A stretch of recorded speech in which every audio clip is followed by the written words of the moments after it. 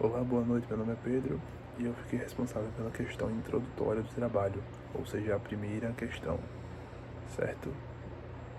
Bom, a primeira questão, ela trata, eu estou com a questão aqui no computador na minha frente, então eu vou desviar um pouco o olhar daqui para cá, certo? Para a tela, mas eu vou fazer por escrito também, então eu vou alternar. A primeira questão, ela trata de taxa de rentabilidade e regime de juros. Ela pede para a gente considerar um investimento caracterizado por uma sequência de fluxos de caixa. Essa taxa de rentabilidade, também conhecida como taxa, é também conhecida como taxa interna de retorno, TIR. Aí, então aqui nós temos na primeira questão o fluxo de caixa, certo? Que nós podemos representar dessa maneira.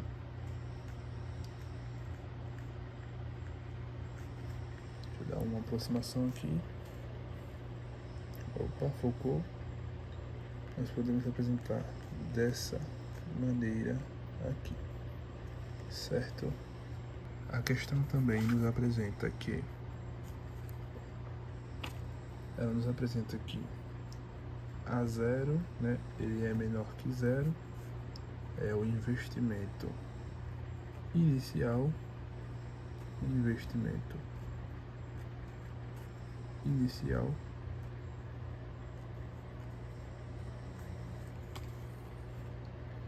a J, que nesse caso aqui, maior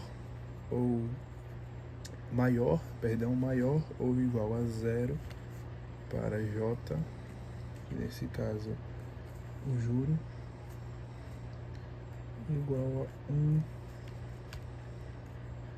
N menos 1, certo? Tá desfocado um pouquinho que eu tô tentando segurar e escrever ao mesmo tempo, acho que vai melhorar agora. Esse é o exemplo de fluxo de caixa que a própria questão traz para a gente nessa situação específica aqui. Bom, definindo o conceito de taxa de rentabilidade, ou como eu falei, TIR, taxa interna de retorno de um investimento, a taxa de rentabilidade é a taxa I que zera o valor presente do fluxo de caixa. Como assim zera o valor presente do fluxo de caixa? Ela tem uma equação, que é a equação fundamental da TIR, certo? Posteriormente eu irei mostrar, mas a TIR é a taxa que faz com que o valor das entradas, o valor presente das entradas, seja igual ao valor investido. Ou seja, se o investimento rende essa taxa, ele se paga exatamente. Se ele rende mais, vale a pena. Se ele rende menos, não compensa, porque o valor presente das entradas vai ser igual ao valor que você investiu. E trazendo como exemplo prático, deixa eu passar aqui para o lado. Matematicamente, essa daqui é a fórmula que vai... é a equação fundamental da TIR, da taxa interna de retorno, certo? Então, é A0 mais A1 sobre 1 mais a taxa. E aí você meio que repete, né? Porque como eu falei, o valor ele vai ser igual. O valor das entradas presentes vai ser igual ao valor investido. Então, aqui tá um pouco torto, mas acredito que esteja dando para entender, certo? E aqui agora, né? Até, enfim, vai depender do número de entradas, certo? Então vai ser sempre elevado, nesse caso aqui é elevado a 1, então 1 é invisível, certo? Vai ser sempre elevado ao número da entrada que a gente quer descobrir. E como eu falei, ele sempre tem que se igualar a zero, porque a taxa de rentabilidade é a taxa I que zera o valor presente do fluxo de caixa. Bom, e agora na letra B, na alternativa B, né, no item B, na verdade, alternativa não, no item B, eu irei explicar por que o regime de juros simples não é adequado para a resolução desse tipo de questão, né? Porque nós não podemos usar, no caso, como a questão pede, de fluxos de caixas multiperiódicos, ou seja, de tempos distintos, de vários períodos, de multiperíodos. E eu vou explicar por que não é adequado o uso do regime de juros simples para para a determinação da taxa de rentabilidade, né?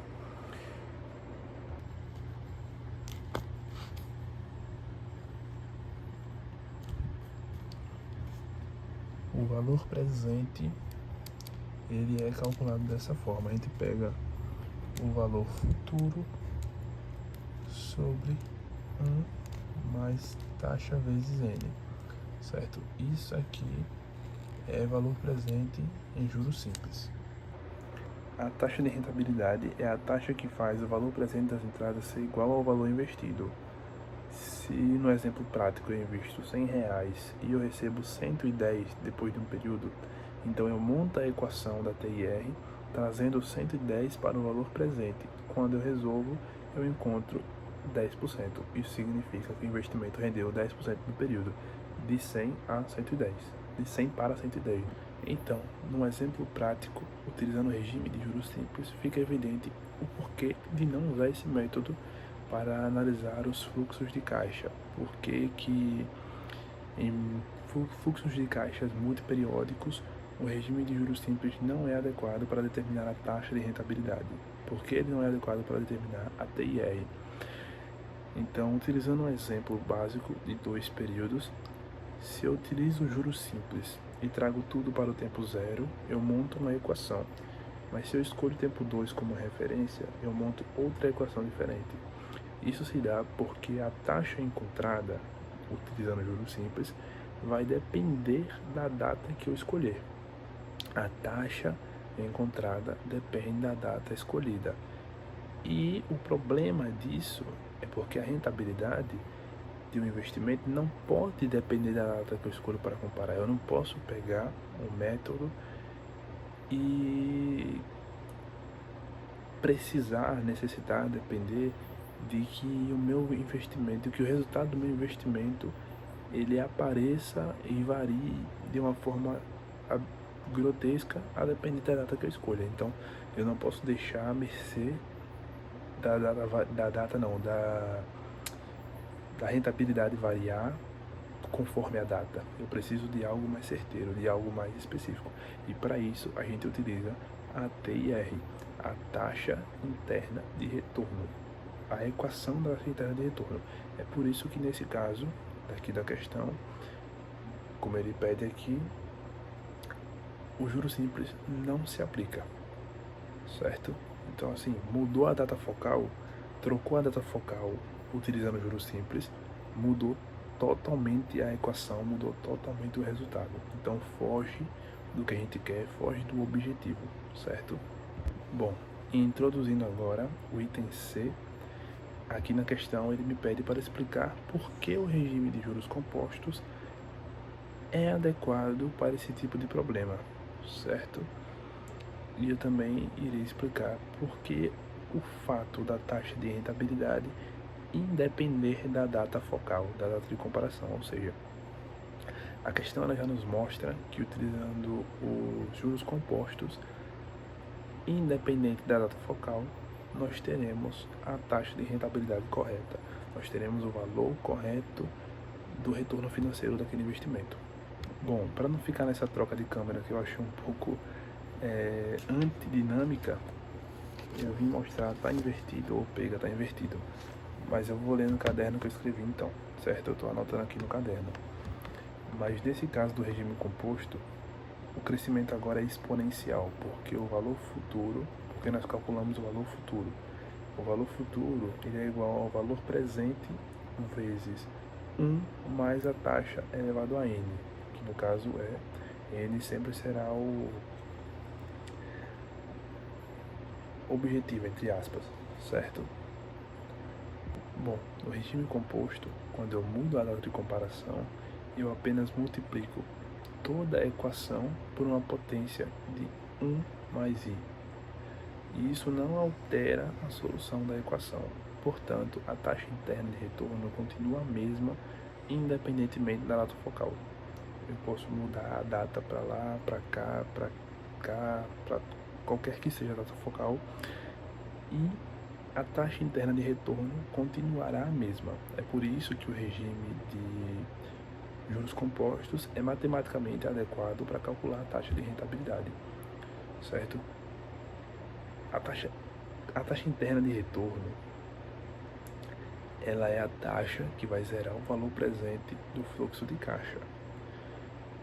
O regime de juros simples não é adequado porque gera dependência da data focal, ou seja, a gente precisa que a data focal, na verdade não é que precisa, mas que ficamos dependentes dela, porque a depender de qual seja a tal data, nós teremos resultados diferentes e não dá para ter inconsistência, não dá para ter incompatibilidade na taxa de rentabilidade.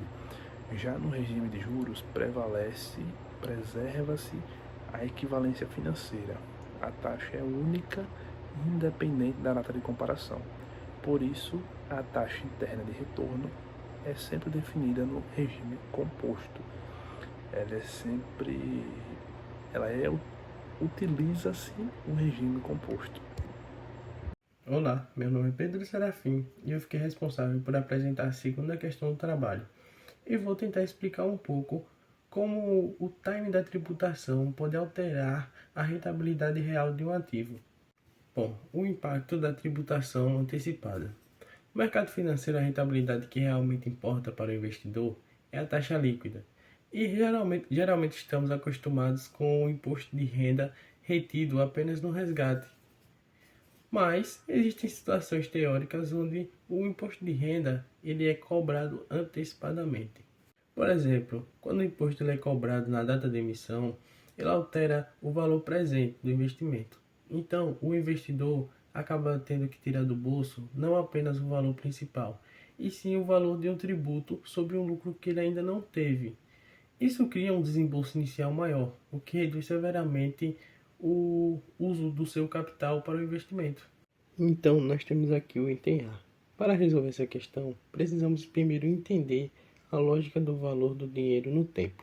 Em um investimento comum, o imposto incide sobre o lucro no final, mas aqui o cenário é diferente. O governo estima seu lucro futuro e cobra o imposto no ato da compra. Para montar o fluxo de caixa, precisamos identificar o que entra e o que sai do bolso do investidor. Então aqui nós temos P, que é o capital principal, N, que é o prazo, e B, que é a taxa bruta, T, que é a alíquota do IR, que é o imposto de renda, e M, que é o montante.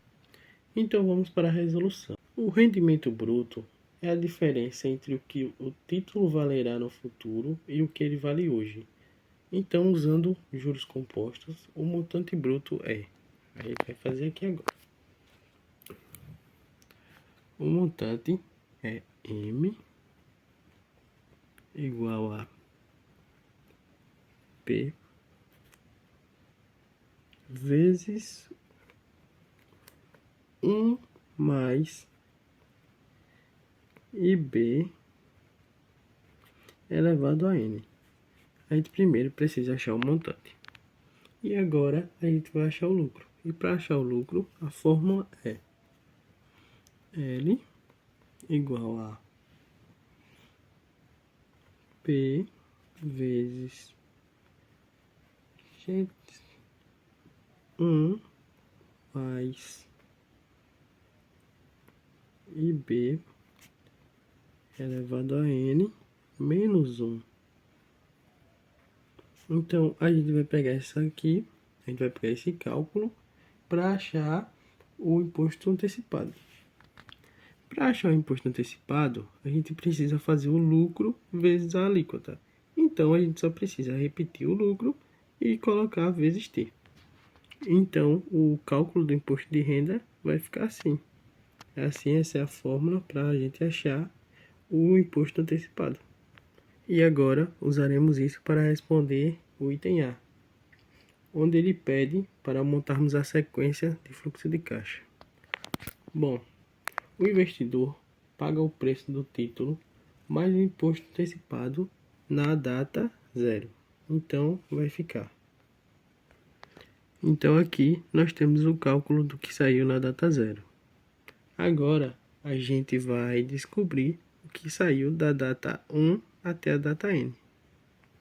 Mas, como é um título de capitalização simples, Durante o período, o fluxo é zero. Então, o resultado de o que vai sair de 1 até n vai ser zero.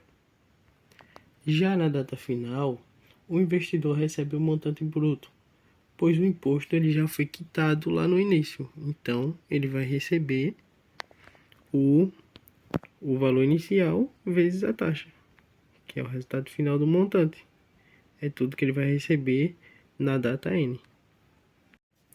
Com esse exemplo, a gente percebe que, diferente do imposto pago no resgate, o imposto antecipado gera uma perda de eficiência, pois o valor pago no imposto na data zero poderia estar rendendo juros para o investidor no prazo N.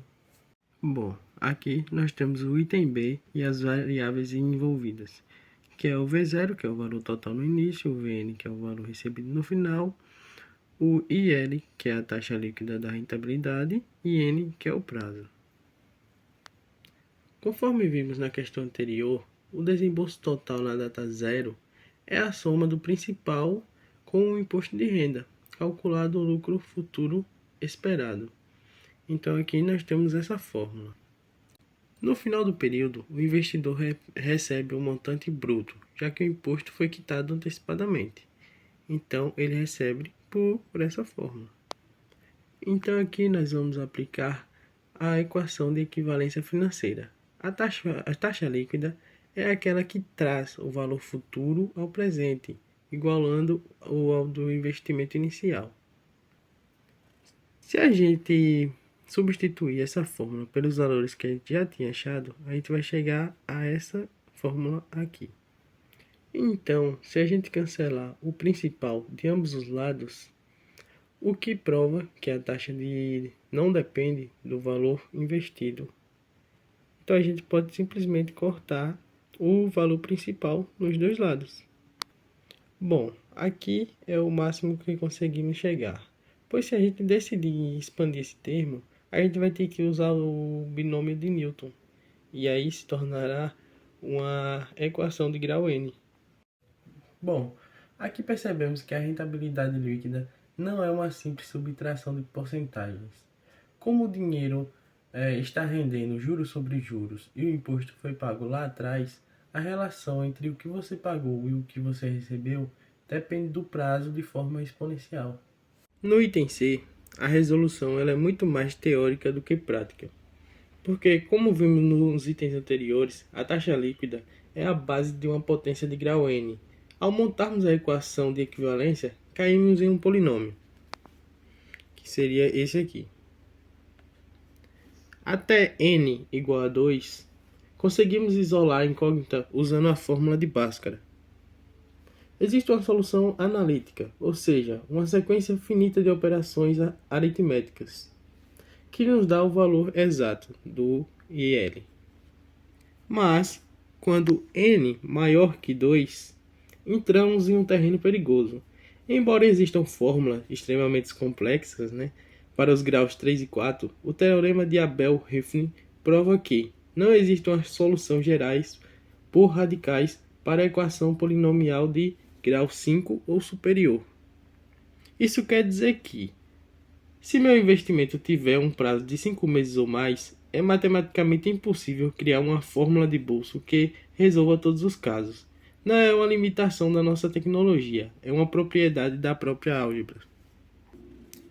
Como não temos uma fórmula mágica, precisamos de estratégia de tentativa e erro inteligente. É aqui onde entram os métodos numéricos ou iterativos. No método iterativo, ao invés de resolvermos a equação, nós chutamos o número inicial para a taxa, testamos esse valor na equação para ver o quão perto ele chega do zero. Refinamos o chute usando o algoritmo que corrige o erro. E repetimos o processo até que a diferença seja muito pequena, que seja considerada desprezível. Bom, como principais exemplos nós temos o método de Newton-Raphson, que usa a derivada da função para mirar na raiz de forma muito rápida. Nós temos o algoritmo de bissecção, que divide o intervalo de busca ao meio repetidamente. E nós temos a calculadora e Excel, quando você usa uma função O software está executando milhares dessas repetições em milissegundos. Bom, desde o século XIX sabemos que para prazos longos, como n maior ou igual a 5, não existe uma fórmula universal. E por isso o mercado financeiro ele é totalmente dependente da computação. Sem os iterativos como o de Newton Raphson, seríamos incapazes de calcular a rentabilidade real de um financiamento imobiliário de 30 anos, ou até mesmo de debêntures de longo prazo. Aqui, a tecnologia ela não é um luxo, ela é uma necessidade. O grande aprendizado aqui é entender que a matemática financeira e a legislação tributária andam juntas. Vimos que pagar impostos antecipadamente não é uma questão de quanto pagar, mas de quanto deixamos de ganhar, já que o tempo é o fator mais poderoso dos juros compostos. Então, da próxima vez que for analisar um título, olhe para além da taxa de bruta. Lembre que o time do imposto dita a regra do jogo. Olá, meu nome é Guilherme e agora eu vou apresentar o tópico 3 que trata da tributação do resgate, que é, no caso, quando o imposto de renda é cobrado no resgate do título, incidindo sobre o total dos juros contábeis a uma alíquota incógnita, no caso, uma alíquota T. Dando uma contextualização, né, um início nessa explicação, o investidor, quando ele vai iniciar seus projetos, seu planejamento para investir, ele não se preocupa apenas com a taxa de atratividade, né, que é tão impulsionada pelos bancos, mas ele se preocupa com a questão da tributação, com a questão dos impostos e como esses impostos vão afetar no lucro dele, né, no lucro por esse investimento. O imposto de renda, que é o que está sendo tratado nessa questão, ele pode ser cobrado em momentos diferentes, em ocasiões, né, diferentes. E isso muda totalmente a forma de como o investimento pode ocorrer, como o investidor ele vai optar por esse investimento. No caso, nesse caso específico que estamos analisando, o imposto de renda é cobrado somente no resgate do título, incidindo somente sobre os juros, não sobre o valor total. Que no caso seria uma alíquota qualquer. Eu vou dar alguns exemplos posteriormente, mas seria uma alíquota qualquer. E o capital total investido ele não é tributado, só o ganho, basicamente. E no caso ocorre quando houver o aporte, ou seja, quando o investidor for sacar o dinheiro. Agora, dando uma detalhada mais nesse caso. No início, o investidor ele vai aplicar um valor X. E ao longo do tempo, esse valor ele vai rendendo juros. E esses juros eu vou chamar de juros contábeis, como está tratando na própria questão. E esses valores vão sendo acumulados, mas não há pagamento de imposto durante o período. Como eu falei, essa tributação ela só vai ocorrer durante o aporte, que é quando o imposto de renda é cobrado. E o imposto de renda, essa alíquota, né, uma alíquota qualquer que a gente não vai estar especificando, mas ele é exclusivamente sobre o total dos juros. Sobre o primeiro caso, né, a letra A, que trata da nova sequência de fluxos de caixa líquidos associados a esse investimento.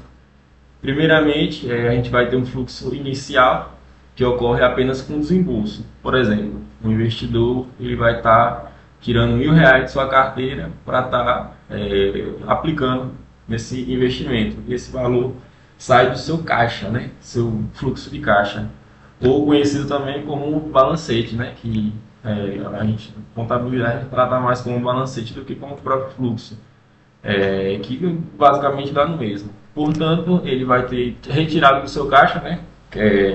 Creditado do seu caixa R$ 1.000. E até o momento não existe nenhum imposto, né? Porque não teve nenhum rendimento, não teve nenhum tempo para a taxa de juros render esse valor que ele foi investido. E através do fluxo intermediário a gente consegue apurar contabilmente esse valor dos juros. Porém, o investidor ele não vai receber nem pagar nada ao fisco, né? Ao cobrador do imposto da Receita. Os fluxos intermediários eles vão permanecer inalterados. O título não paga cupons, por exemplo, não há fluxo de caixa algum no meio do caminho. O que quer dizer isso? Se o investidor ele está pegando seus R$ 1.000 e está ali investindo em uma corretora X, em uma ação X, ele não vai ter nenhum imposto para tirar aquilo ali do meio do caminho dele. E isso que seriam os fluxos intermediários. Já o fluxo no final do resgate, como diz a própria questão, o investidor ele vai receber o valor aplicado mais os juros. Só que é aí que entra o imposto. O imposto ele vai justamente incidir sobre esses juros, sobre todo esse valor que ele ganhou durante esse tempo. E aí, posteriormente, dando continuidade, a questão 3, falando agora sobre a letra B, que diz o seguinte: por que é necessário impor restrições sobre a alíquota T para que o investimento continue sendo do tipo investimento simples? E aí é que entramos no conceito do investimento simples. Ele, no caso, ele possui um fluxo negativo no início, seguido apenas de fluxos positivos. E esse investimento ele permite calcular a taxa interna de retorno, a famosa TI, e comparar os investimentos de forma consistente e, no caso, interpretando correta essa rentabilidade. O problema, justamente, que a questão está trazendo dessa alíquota elevada, é que há um valor, por exemplo, de R$ 300 de juros acumulados. Se eu tenho uma alíquota de 100%, ele vai me tirar, obviamente, toda a questão dos juros, né, que eu tive de R$ 300. Eu vou gravar rapidinho minha mão para eu fazer uma conta rapidinho, para demonstrar como vai ser como o investidor vai pensar na hora de aplicar sua rentabilidade e como ele vai analisar a alíquota. Agora vamos ao porquê, né, de o investimento, uma alíquota muito elevada, ele descaracterizaria o investimento como um investimento simples. Porque, por exemplo, se eu investo R$ 1.000 e tem um retorno em, 4 anos, por exemplo, de R$ 300, e posteriormente a alíquota, né, como eu estava dando alguns exemplos, seja de, por exemplo, 50%, com a inflação esse valor poderia cair, né? E no caso com a alíquota, o valor líquido do investimento, do lucro, né, sobre o investimento seria R$ 150.